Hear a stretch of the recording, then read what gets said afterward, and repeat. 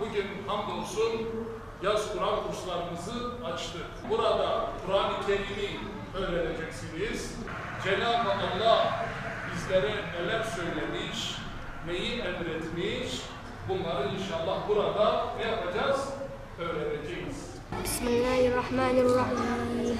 İnnellezîne keferû sevâun. Bismillahirrahmanirrahim. İnnellezîne keferû sevâun aleyhim. Yesserahu. Tamam. Bak çok güzel. Çok güzel. Şimdi karanlıkta gitmiştik. Mum, ve canı, sağ, da, Tamam.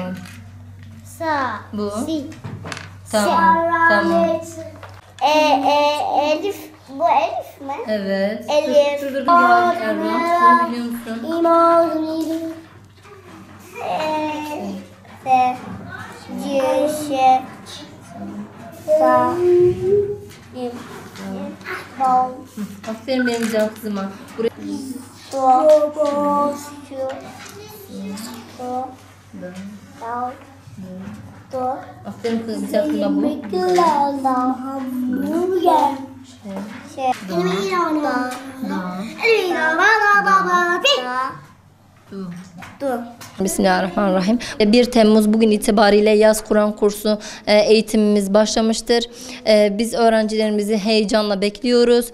4-6 yaş eğitiminin ne kadar önemli olduğunu siz anne babalar tabii ki daha iyi biliyorsunuz. Bizim avantajımız hem dini eğitim veriyoruz hem de ana sınıfı eğitimini ikisini bir arada veriyoruz. Yapılan araştırmalar gösteriyor ki çocuklar bu yaşlarda alan eğitimi temelini oluşturduktan sonra ileriki hayatında çok daha başarılı yerlere geliyorlar. Şu an bizim Kur'an-ı Kerim eğitimi veriyor olmamız demek yani bu çocuğun yabancı bir dil alıyor olması demek. Arapça eğitimini farklı bir dil alıyor olması demek ve bu da çocukta farklı bir bakış açısı, farklı bir dünya görüşü kazandırıyor demek.